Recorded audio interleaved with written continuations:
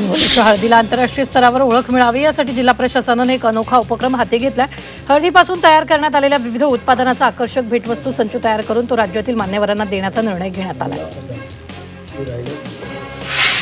जालन्यात गव्हाच्या दरात मोठी घसरण झाली। प्रति क्विंटल गव्हाला 1900 रुपयांचा भाव आहे, त्यामुळे शेतकरी आर्थिक संकटात सापडलाय।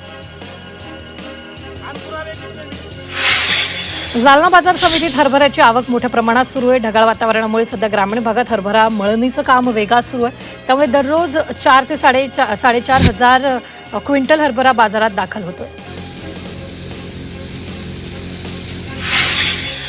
जालन्यात अवकाळी पावसामुळे मोठ्या प्रमाणावर शेतकऱ्यांचं नुकसान झालंय। गहू, मका, हरभरा यांसारख्या पिकांना हवामान बदलाचा मोठा फटका बसलाय। हजारो हेक्टरवरील पिकं आडवी पडली आहेत। अनेक ठिकाणी शेतात पाणी साचल्यानं पिकं कोसळण्याची भीती मात्र अद्याप प्रशासनाकडून पंचनामे करण्यास सुरुवात झाली नसल्यामुळे शेतकरी संतापले।